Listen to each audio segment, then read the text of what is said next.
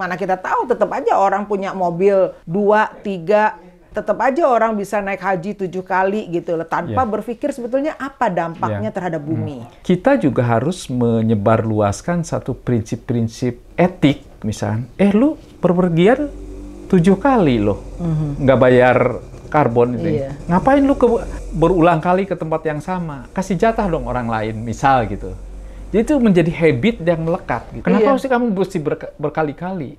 Misal gitu. Jadi para tokoh agama, para itu harus menjelaskan itu. Betul.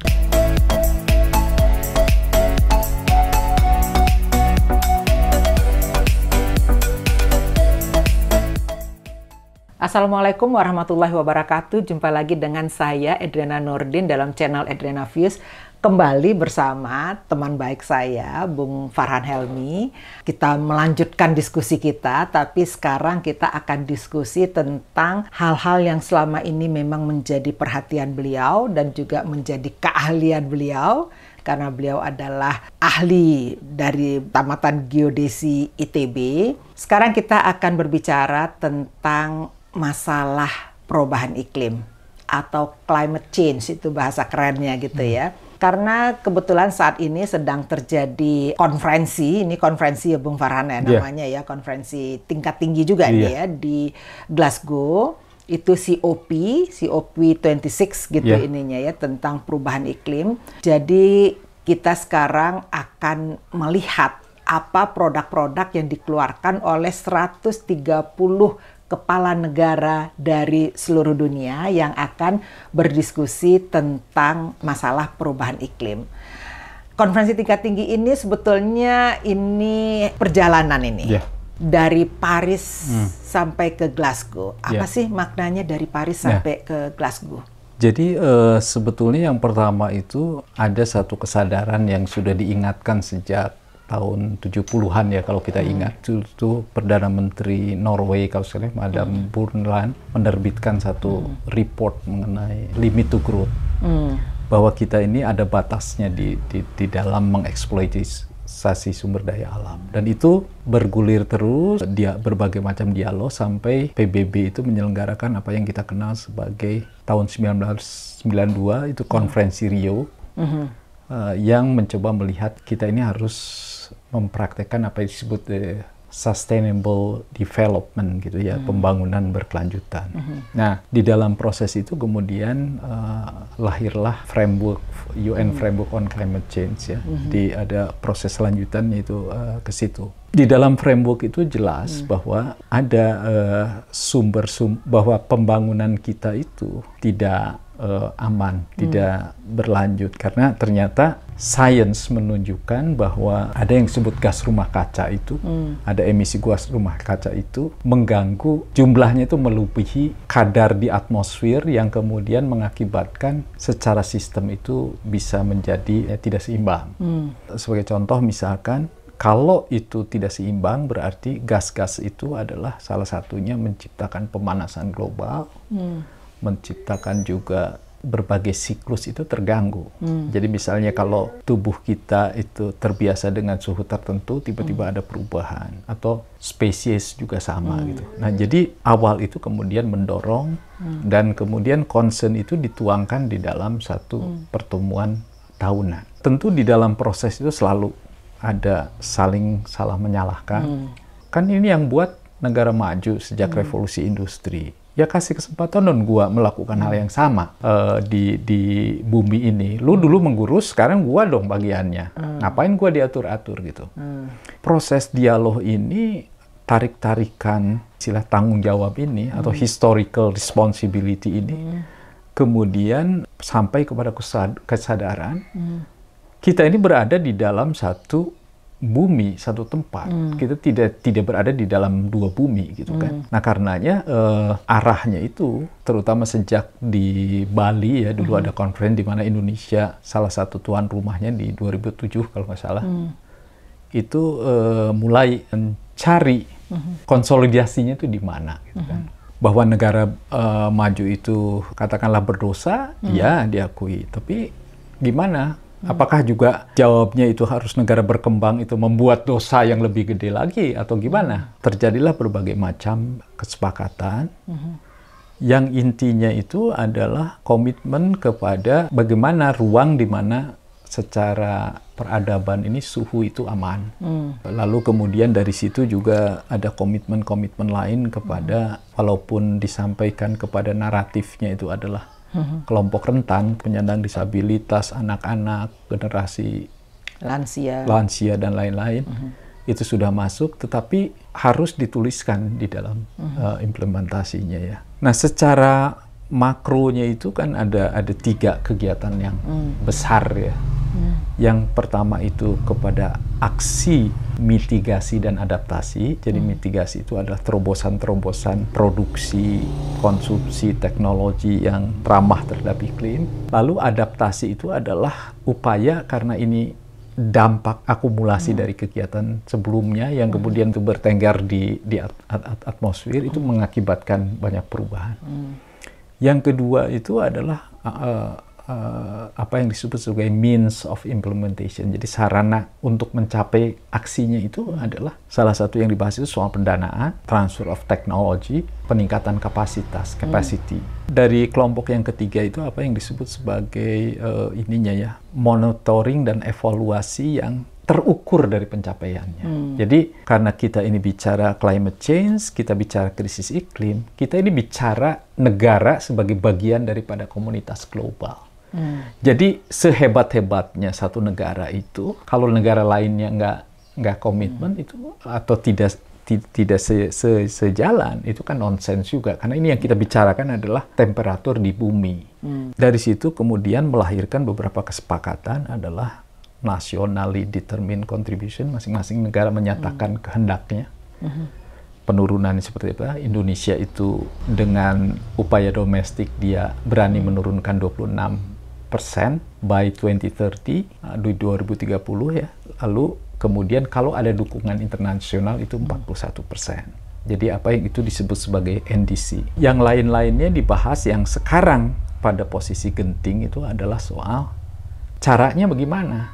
Cita-cita aksinya oke gitu, tapi mekanisme pendanaannya gimana, dukungan negara majunya gimana, dan seterusnya gitu kan. Karena kalau bagi negara maju itu dianggap adanya Paris Agreement itu kan juga kesepakatan dari negara berkembang itu dengan satu syarat, kalau enggak negara berkembang akan melakukan hal yang sama gitu kan. Nah, jadi kok saya diatur-atur aja gitu. Ya diatur-atur, gue kan bisa, gue gundulin aja si hutan itu gitu. Nah, bahwa Paris Agreement itu menyatakan juga adalah salah satunya dua milestone pentingnya. Bahwa kita di 2030 secara global itu harus kira-kira emisinya itu harus setengahnya dikurangi. Lalu di 2050 terjadi net zero gitu. Jadi yang dilakukan dengan yang diemisikan itu dia tetap seimbang gitu. Tidak ada tambahan-tambahan baru. Ada kelebihan. Makanya 2030 itu 2050. Jadi angka itu bukan sekedar angka yang dibuat serampangan. Itu setelah melihat trajektori dari bermacam-macam gitu. Tetapi kita tahu bahwa faktanya setelah diagregat, yang tadinya sasaran manusia atau spesies di muka bumi atau apapun lah kehidupan itu aman di suhu 2 atau mungkin 1,5 derajat itu, setelah diagregat komitmen pertama itu jatuh di atas 3 derajat. Jadi ada defisit hampir 2 kali. Nah, laporan UNEP terakhir itu adalah menyatakan setelah update yang terbaru, komitmen-komitmen baru itu baru 2,7 derajat. Jadi masih jauh dari harapan. Jadi perbincangan Paris Agreement itu konteksnya mesti dilihat kita ini punya komitmen atau tidak kepada penurunan suhu yang 1,5 derajat itu atau 2 derajat lah paling nggak. Karena di tahun sebelumnya itu pertemuan kan tidak terjadi karena COVID. Nah sekarang setahun telah. Berarti kalau kita ngomong 2030, tersisa itu waktu tinggal berapa, ini udah mau 2002 ya, itu mungkin 8 tahun. Betul. Nah itu gimana gitu kan? Nah itu yang menjadi. Yang kedua, even mekanismenya pun apa yang dikenal sebagai artikel 6, artikel 6 itu yang belum tentu harus dibahas. Misalkan mekanisme pasar itu gimana, mekanisme volunteer gimana dan seterusnya gitu kan. Jadi itu menjadi penting karena ada aktor penting tapi tidak ikut di dalam perundingan. Jadi 20% itu kan katakanlah aktivitas itu di bawah kendali negara gitu ya. Tapi 80%-an lebih itu kan ada di aktor non-negara, ada private company, ada macam-macam. Ketika kita ngomong global kan ini mesti terlibat. Tapi kalau mekanismenya nggak jelas kan, nah jadi titik krusial kita ini sekarang adalah masihkah kita punya keterikatan dengan Paris Agreement? Karena dalam 2 tahun pandemi ini kita bisa lihat bahwa hampir semua negara itu menyelamatkan diri masing-masing kan. Harusnya kan kita melihat pemulihan ekonomi di dalam konteks krisis iklim juga. Karena misalnya penciutan hutan itu ada hubungannya dengan dan seterusnya ya. Kita ini mempunyai satu momentum yang penting di Glasgow ini. Tetapi kalau saya lihat di report-report terakhir dalam beberapa hari ini ya, misalkan tuntutan hampir 400-an lebih korporasi besar yang menuntut pemerintah untuk terutama di G20 itu adalah untuk menaikkan ambisinya. Jadi hampir G20 yang kontribusi emisinya itu hampir 70% lebih itu komitmennya itu sulit kalau dalam sisi saya termasuk pemerintah Indonesia itu mereka melakukan satu pengklasifikasian analisis dari 5 parameter misalkan apakah komitmen itu sejalan dengan Paris, apakah dia itu kebijakannya kredibel, apakah dia juga bicara soal adaptasi dan jadi itu semua di riset gitu. G20 yang punya pengaruh besar aja segitunya gitu. Tadi kita diskusi soal banyak sekali muncul seolah-olah kalau ketemu itu terjadi satu eksekusi. Seolah-olah kalau seseorang foto bersama dengan presiden siapa gitu udah akan berubah. Ini ada tidak bisa proses ini tidak bisa kun fayakun gitu ya. Tapi itu adalah rangkaian dari proses. Termasuk juga arrangement institusinya. Begitu gampangnya Obama komitmen ke Paris, begitu diganti Trump langsung diputus dan dia tidak komitmen. Sekarang komitmen lagi, kan nggak bisa on off. Betul. Kita ngomong krisis iklim itu dimensinya adalah puluhan tahun. Jadi mesti ada institusi yang lebih solid, even di kita ya. Betul. Jadi nggak harusnya masuk ke dalam satu peraturan perundangan atau apa gitu yang memang membuat sesuatu yang solid. Tidak kalah pentingnya itu adalah suka atau tidak suka, tentu yang paling siap dari menghadapi keadaan iklim, katakanlah kesepakatan Glasgow itu tidak terjadi atau apa, adalah kelompok rentan tadi. Kelompok rentan itu juga termasuk negara-negara yang rentan kayak Indonesia ini. Dia harus mengeluarkan resources untuk itu. Misal gini, kalau menurut laporan Bappenas akan ada 52 juta orang yang terkena dampak perubahan iklim, terutama di kawasan pesisir. Itu gimana? Hilang pekerjaan, penyakit dan lain-lain. Ketika kita merumuskan satu visi masa depan itu, maka parameter krisis itu harus masuk. Betul. Nah, jadi dalam pandangan saya, ketika di Glasgow itu harusnya siapapun itu berada di meja perundingan, bukan di gimmick-gimmicknya ya. Gimmick mau gini, mau kan udah dirumuskan di Paris. Sudah terjadi satu konsolidasi di situ. Kita nggak usah lagi ngomong negara maju, negara berkembang, ini komitmen.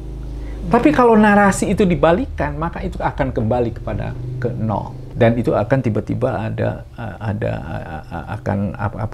seolah-olah ini kita ini berada di perahu yang berbeda. Ini sekarang sedang karam. Menuju kepada karam, kita kan nggak bicara siapa nahodanya, siapa ini kan udah sekarang kita gimana menyelesaikannya. Apalagi udah telat 1 tahun. Tapi kan ini kan baru-baru ini kita juga mendengar ya Biden ya mengatakan bahwa kawasan utara Indonesia bahkan menyebut gitu kan bahwa ada ancaman nanti suatu saat juga akan terjadi dampak yang serius pada tahun 2050 gitu dari perubahan iklim. Ini apakah gimmick atau memang ada keseriusan dari negara-negara tersebut untuk betul-betul menyelamatkan let's say bahwa negara-negara seperti Indonesia, seperti yang Bung Farhan sebutkan tadi. Jadi kalau saya sih, science itu sudah, bahkan di dua science penting menurut saya yang sudah diungkapkan. Yang pertama itu adalah yang dibikin oleh Rockstrom dan teman-teman. Jadi yang menyatakan bahwa dari 8 atau 9 parameter safe operating system dari peradaban, tiga-tiganya itu sudah terlewati. Konsentrasi greenhouse gases pada tahun 89 atau 90 itu sudah harusnya sekitar 350 ppm part per million, saat itu udah 380-an. Spesies yang dulu ditolerir hilangnya itu 10, sudah ratusan yang hilang. Lalu juga yang lain-lain lah banyak itu diukur. Lalu riset yang kedua itu adalah mengenai climate departure yang oleh Mora, laporan Mora namanya, dirisut dari data puluhan tahun, yang menyatakan kota-kota, termasuk kota-kota di Indonesia itu pada beberapa tahun, sekitar tahun 2025 itu sudah mulai masuk kepada new normal dengan suhu yang berubah. Suhu berubah tuh begini maksudnya. Kita aja suhu yang misalkan 22 derajat, 25 derajat itu merasa gerah. Nah, tiba-tiba jadi normal itu 28 derajat misalkan. Nah, bagaimana orang tua? Betul. Muncul juga penyakit-penyakit lain yang berhubungan dengan jantung dan lain, tekanan darah dan lain-lain.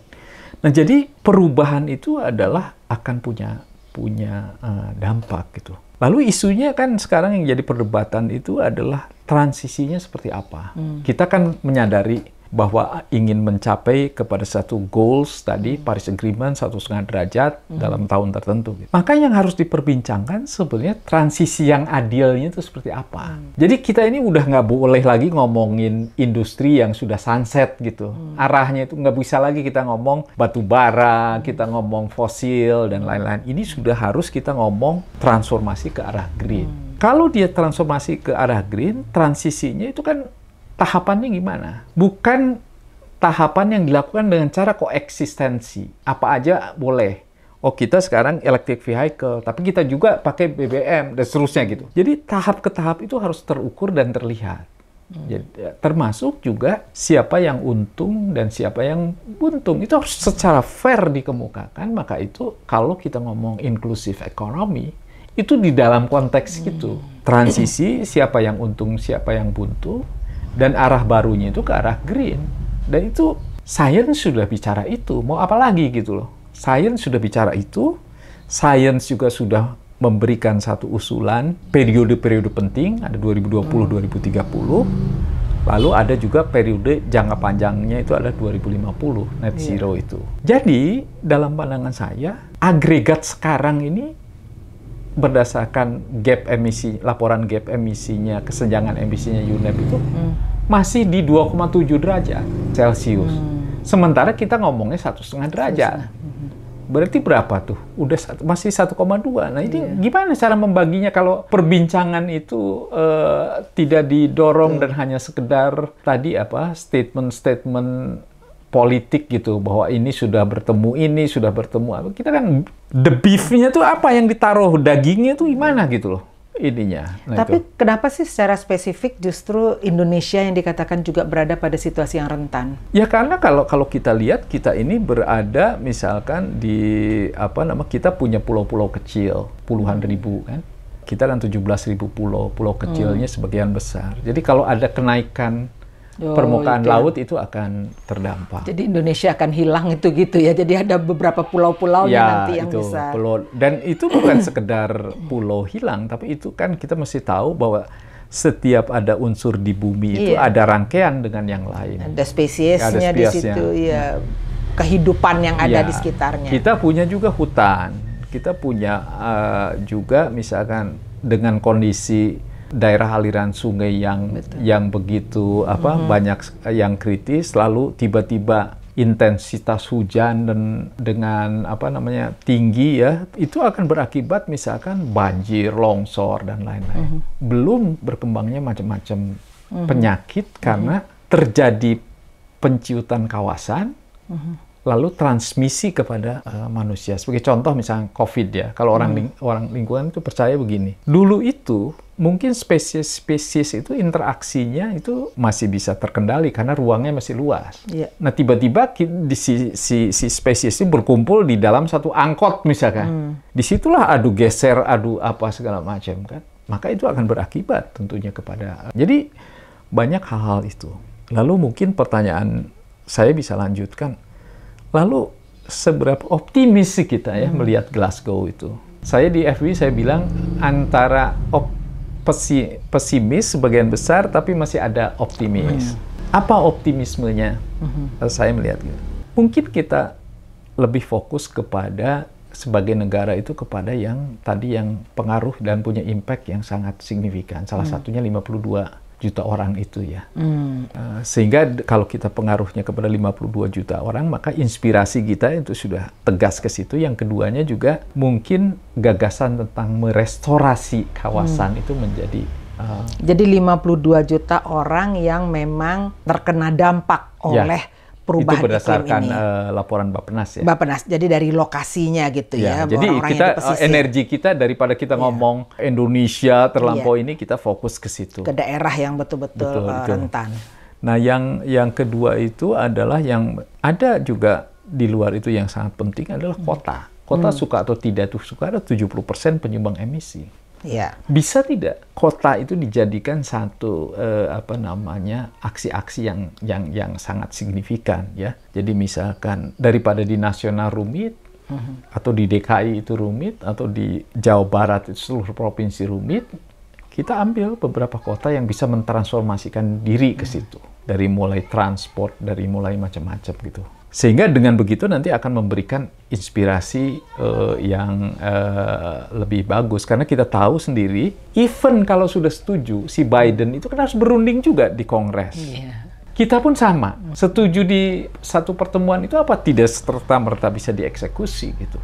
Nah itu yang ketiga itu yang tidak kalah pentingnya. Menciptakan platform inklusivitas untuk non-state actors terlibat. Pengusaha apa segala macam. Bukan hanya sekedar target dari kewajiban. Can we create more innovation untuk itu? Termasuk misalkan juga untuk kelompok-kelompok rentan yang memang mau nggak mau harus kalau itu terjadi dan kita ini memahami bahwa perubahan iklim itu sudah istilahnya itu slow onset, pelan-pelan seperti kucing dimasukkan kepada air hangat, dibakar di situ tidak terasa gitu kan, tiba-tiba tahu-tahu kebakar gitu kan, merasa panas. Nah jadi dampak akumulasinya itu menjadi penting menjadi satu ukuran. Nah, saya menyarankan para perundingnya itu mendesakkan itu di ini seperti yang saya bilang. Kalau mengabaikan termasuk mengabaikan disabilitas dan itu kan artinya kita tidak ada keberpihakan. Jadi kita harus duduk. Kalau memang kita ini tidak bisa memutuskan ini loh. Dana-dana adaptasi itu harus dimobilisasi karena nunggu Anda selesai berunding ini udah tenggelam. Bahkan saya share karikatur tuh. Dalam kondisi terendam aja masih kita ngomong berunding gitu. Kira-kira itu. Nah. Betul. Ini kan juga Presiden Joko Widodo kan juga menghadiri COP di Glasgow. Jadi dari G20, jadi ini kayaknya sekarang back to back banget nih G20 di Roma, Italia, langsung ke Glasgow. Di G20 tersebut itu kan juga membahas tentang inklusif ekonomi. Jadi saya juga barusan Bung Farhan juga mengatakan kalau inklusif ya inklusif semuanya, termasuk bagaimana dengan perubahan iklim, lingkungan hidup, disabilitas. Jadi semua yang harus kita bahas. Karena kalau dalam pertemuan G20 kan Presiden Joko Widodo mengatakan inklusivitasnya itu baru sebatas keterlibatan perempuan dalam UMKM. Ternyata Bung Farhan saya juga ini baru mendapatkan pencerahan ini bahwa inklusivitas itu harus semuanya kita pikirkan gitu kan ya. Terus beliau juga beliau mengumumkan bahwa sektor kehutanan dan lahan ini pasti lahan sawit nih maksudnya di sini ya, dan lahan Indonesia itu akan mencapai net carbon sink pada 2030. Apa ini artinya? net carbon sink ini apa ini? Jadi intinya itu adalah kalau saya melihatnya gini. Jadi inti dari satu proses itu adalah adanya keseimbangan yang harus dijaga. Gitu. Indonesia kelihatannya fokus di 2030 itu keseimbangannya itu hanya di sektor volume dulu pada tahun 2030. Padahal di situ ada sektor lainnya juga yang disebut energi dan lain-lain ya, batu bara dan lain-lain. Nah jadi kalau kita tempatkan di dalam kerangka itu sebenarnya kita tidak bisa memilah-milah antara volume dan non-volume. Karena dampak akumulasinya itu di dalam satu kesatuan. Jadi kalau hutan dan lahan diatasi atau janjinya tahun 2030 itu memang dipangkas lah ininya gitu ya, apa namanya, akan dikurangi significantly itu eksploitasinya. Tapi kalau selama yang tadi itu, bagaimana listriknya? Apakah masih memakai batu bara gitu ya, yang pakai fosil ini kalau menurut Bung Farhan kan kalau inklusif ini semuanya dong. Semuanya. Dan itu terlihat di dalam tahap demi tahap. Nah, yang jelas kalau kita bicara dunia itu adalah contoh kita bicaranya itu ketika ngomong masa depan, peaking time dari emisi kita itu harus ditegaskan. Tahun berapa sih mau peaking gitu, mau puncaknya? Seperti hari ini kita rencananya gini, gue mau ngotorin dulu Indonesia sampai tahun berapa gitu. 2030. Misal ya. 2030 baru kemudian turun. Nah, itu harus tegas di dalam planning itu ya. Nah, itu yang sebenarnya ingin didengar semua orang itu. Jadi bukan sekedar bahwa tunjukkan aksimu. Kan kita bicara tadi saya sudah dari awal. Aksi yang terukur dan bisa dimonitor. Terukur, masif, dan bisa dimonitor. Jadi itu kata kuncinya. Nah, jadi sementara kita kan tahu bahwa orang lain bicara 2050, report 2050, lalu ada 2030 dan 2050, kita bicara 2060 atau lebih cepat. Jadi 2060 atau lebih cepat. Perbedaan 10 tahun itu signifikan. Jangan lupa loh. Karena tadi ada namanya dampak daripada akumulatif. Jadi kan tidak kun fayakun begitu komitmen langsung suhu turun. Ini adalah terus lalu akan mempengaruhi keseluruhan. Poin saya yang kedua, kita ini nggak bisa sendirian. Kita tidak bisa lagi berlindung kan tadi saya sampaikan, ini kapal ini sudah mau karam. Sehingga apa? Kita bisa saja kehilangan kesempatan untuk menggali lain dari berbagai peluang-peluang industri yang memang green. Kalau kita lihat dari mulai electric vehicle, macam-macam lah. Kan ini kan artinya kita masuk kepada transformasi ekonomi yang baru gitu. Saya ngikutin beberapa diskusi dan perdebatan. Jadi saat itu Bappenas misalkan sudah menunjukkan dengan assessment low carbon development inisiatif itu, bahkan 2050 pun bisa dicapai.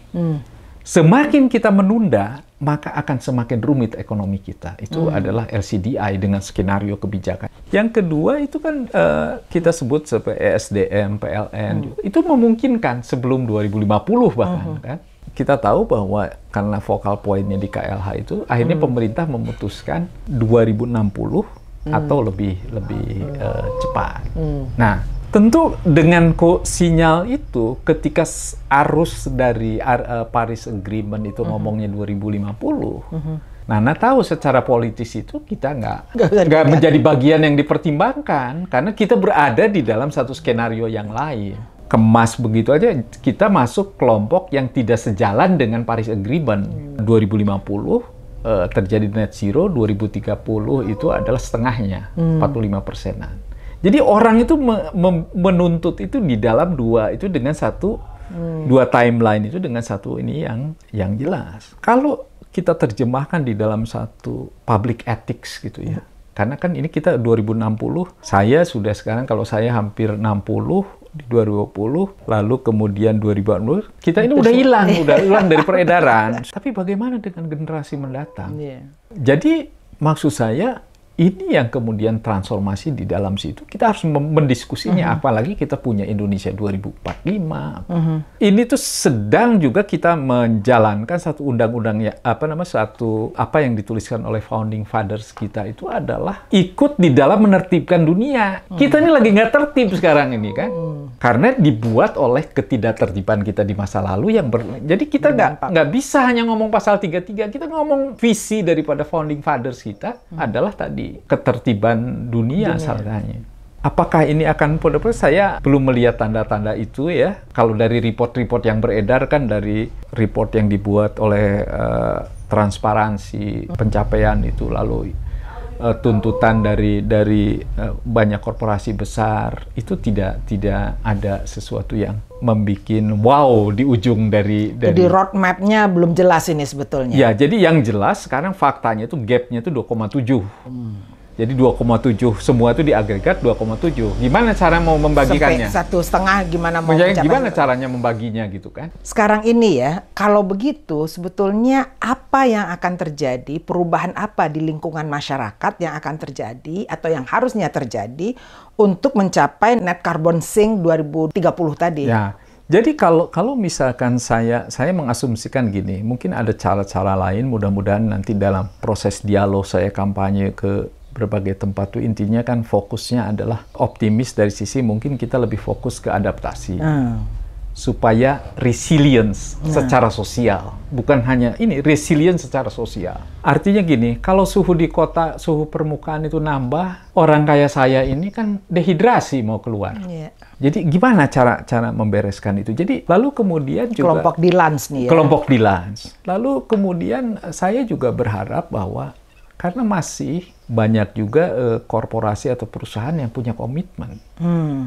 Bukan didasarkan hanya sekedar saya mau secara ini, tapi memang ada semacam keyakinan bahwa pola konsumsi masa depan itu berbeda dengan yang sekarang. Orang mungkin tidak lagi suka berpergian bolak-balik sering apa. Jadi ada opportunity baru. Jadi new normal lagi nih. New normal. Nah, jadi ada transformasi ekonomi baru pada level konsumen ya. Jadi konsumen, yang level konsumen itu misalkan, apalagi setelah COVID itu gampang dilihat. Kalau dulu kita punya merek baju itu banyak, pengen warna-warni. Sekarang karena produksi itu tergantung juga dengan energi, kita satu aja kenapa mesti dua gitu, punya mobil satu aja kenapa mesti 4 gitu loh.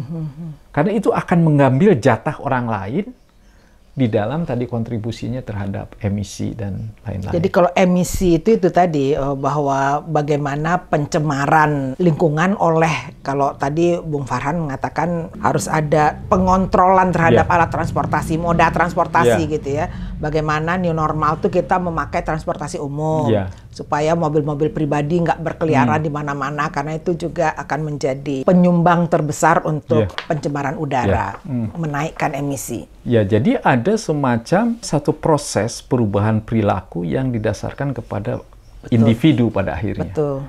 Karena itu saya sendiri mendorong kepada teman-teman yang bergerak di korporasi menciptakan, lepas dari semua tantangan ya, tantangan ini dihadapi di Amerika, dihadapi di mana, tapi kita juga harus menyebarluaskan satu prinsip-prinsip etik, misalnya, lu perpergian 7 kali loh, nggak bayar karbon itu. Ngapain lu berulang kali ke tempat yang sama? Kasih jatah dong orang lain, misal gitu. Jadi itu menjadi habit yang melekat gitu. Ininya ya. Jadi bukan hanya sekedar spiritual itu, entah itu mau naik haji, mau umroh, mau apa. Kenapa sih kamu mesti berkali-kali? Misal gitu. Harus dipikirkan. Ya, saya pribadi berharap walaupun komunikasi itu sudah sering terjadi, Tamrin School juga beberapa kali itu. Jadi para tokoh agama, itu harus menjelaskan itu. Betul. Jadi kita jangan egois hanya untuk kepentingan diri sendiri, tapi kita juga mengabaikan bagaimana. Misalnya gini, dilarang hidup berlebih-lebihan, itu kan harus diturunkan. Betul. Sehingga kalau secara agama atau apa itu bisa menyebarkan dan pengaruhnya jauh lebih signifikan daripada sekedar ini aturan ini boleh apa enggak dan gitu. Betul. Nah, terus sebetulnya kalau tadi kan Bung Farhan mengatakan bahwa ini sebetulnya apa sih target yang jelas nih, roadmap, kalau bahasa saya roadmap ya, ini target antara dari 2030, 2050, 2060. Ini gimana pemerintah menciptakan target-target supaya kita ini juga masyarakat bisa di-engage juga gitu loh kan, karena kan ini juga membutuhkan resiliensi dari masyarakat juga kan untuk ini semua gitu. Nah, kalau kita nggak dilibatkan kan kita mana kita tahu, tetap aja orang punya mobil 2, 3, tetap aja orang bisa naik haji 7 kali gitu loh, tanpa berpikir sebetulnya apa dampaknya terhadap bumi. Jadi maksud saya ada 3 hal yang saya waktu itu saya susun satu kebijakan ini ya. Yang tidak ada itu kan sebenarnya yang pertama itu pada level makro kebijakan itu ada koherensi. Koherensi kebijakan dari sisi misalkan, ini ada 3 pemain utama di Republik ini. Bappenas sebagai perencana, KLH sebagai ujung tombak untuk negosiasi, dan Kementerian Keuangan. Ini yang ngomongin soal pendanaan. Ini harus dalam satu kesatuan yang diterjemahkan di dalam satu time frame itu. Misalnya kita ngomong soal kebijakan fiskal. Kebijakan fiskal yang dimaksud itu adalah pertama, pemulihan ekonomi itu tidak mungkin lepas daripada isu-isu perubahan iklim. Jadi bukan hanya ngomong pemulihan ekonomi itu ngomong hanya sekedar tadi bantuan ekonomi, karena ekonominya itu sudah berubah. Itu satu. Sehingga apa akibatnya? Maka kebijakan fiskal, ada orang nyebutnya green fiskal dan lain-lain, itu adalah mendorong kepada satu transformasi yang terus-menerus akan menambah alokasi budget kepada adanya investasi di dalam industri itu. Dan kita tahu bahwa berbagai laporan kan menunjukkan itu bahkan rendah sekali kita ya. Jadi kita ngomongin seolah-olah linear, setelah pemulihan ini ekonomi lalu dilanjutkan dengan seksionalitas ya, gitu loh, kan? Ada. Jadi kita ini mengintervensi pada kebijakan jangka pendek itu, tapi mewarnai juga kebijakan jangka panjang. Itu yang ini. Nah, yang kedua itu dari sisi aspek dorongan kepada pengembangan berbagai macam instrumen ekonomi. Kan kita tahu ada pajak karbon, ada macam-macam gitu. Itu pun harus di dalam satu konteks keseluruhan. Karena intinya tadi saya sudah sampaikan bahwa ada 3. Dari sisi aksi itu kita bicara mitigation and adaptation. Lalu implementation itu ada teknologi, funding, dan capacity building. Dan pengukurannya yang terukur gitu. Jadi nggak bisa kita ngomong, saya mau nurunin deh segini. Itu harus dipantau. Disitulah sebenarnya menciptakan banyak tenaga kerja. Banyak. Kita ngomong yang biasa-biasa aja. Siapa sih yang ahli monitoring itu mungkin juga nggak ada kita. Hanya sedikit sekali gitu. Lalu kemudian apakah alokasi untuk investasi yang berbasis green investment itu seperti apa? Mungkin turunannya ada aksi signifikan kita membentuk kalau dulu saya dengan Pak diajak tim dari kantor UKP 4 itu untuk mencari bentuk investasi pengelolaan pendanaan itu melalui bank belajar kita dari Brazil.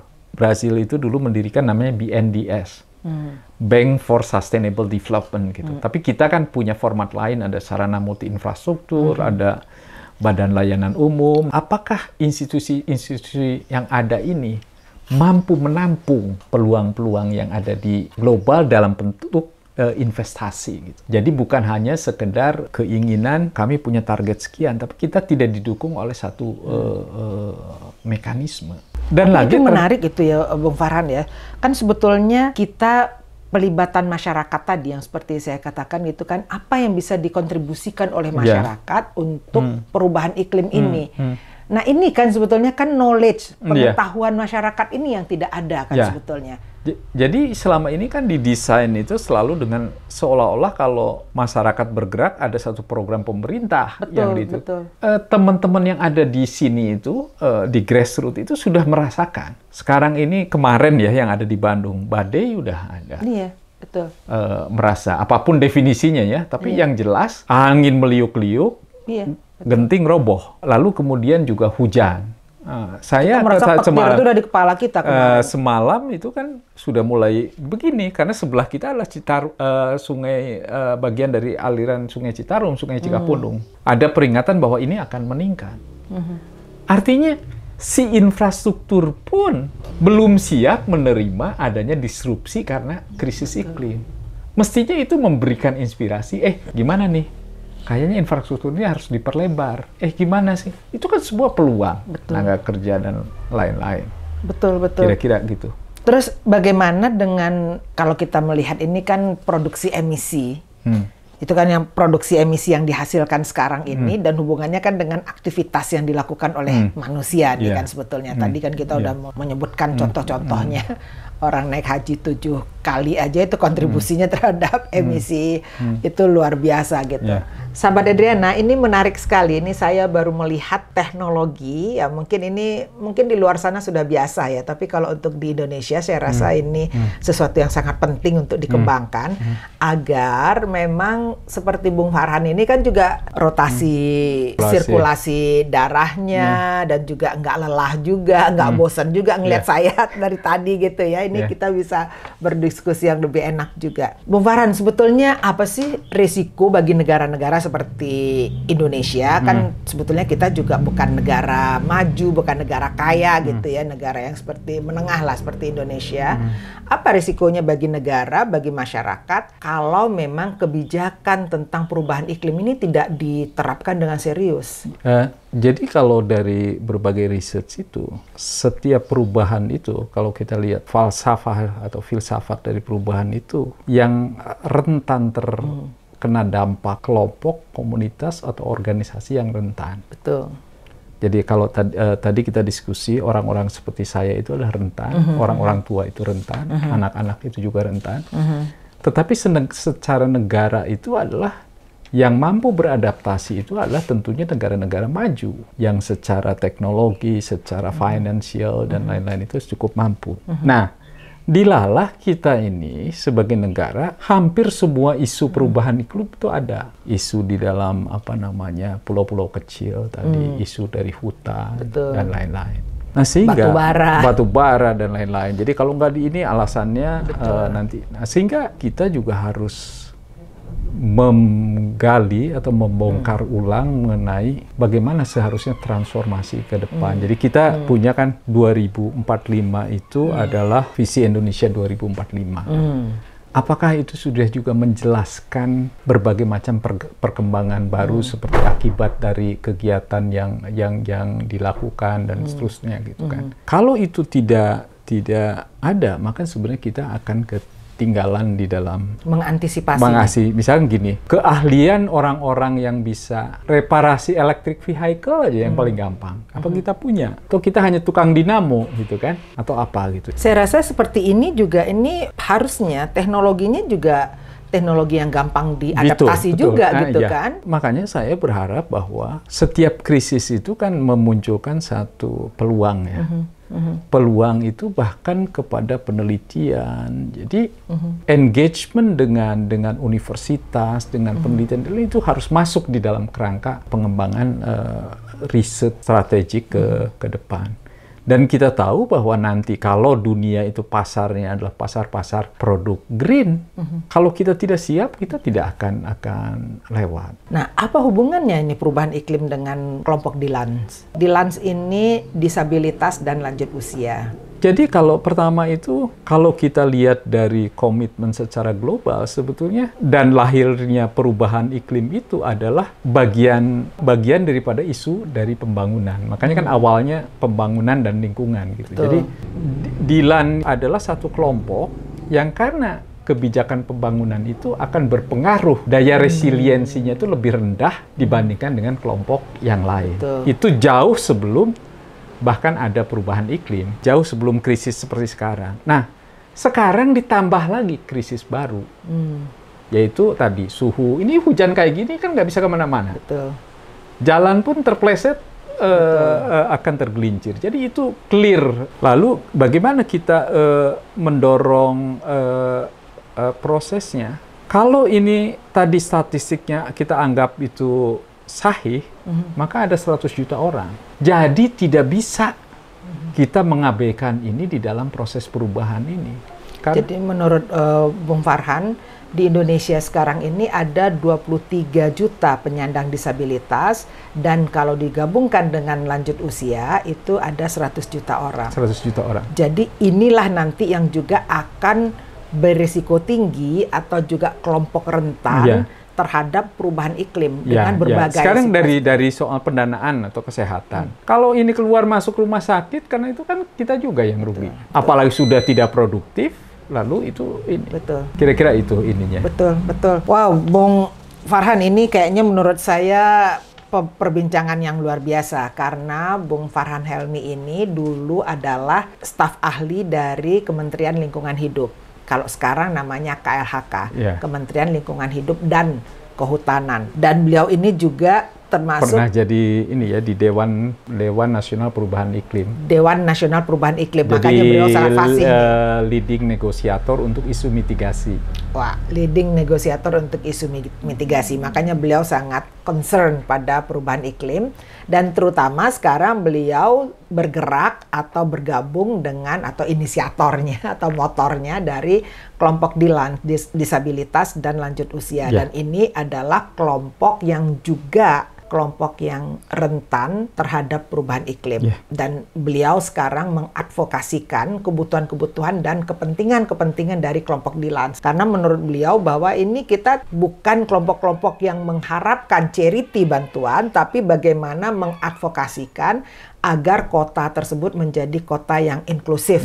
Betul-betul memperhatikan penyandang disabilitas dan juga lanjut usia. Jadi menurut saya memang kampanyenya adalah bagaimana agar kelompok-kelompok dilans ini betul-betul diperhatikan, yaitu menjadi bagian dari inclusive city, inclusive ekonomi, dan inclusive development.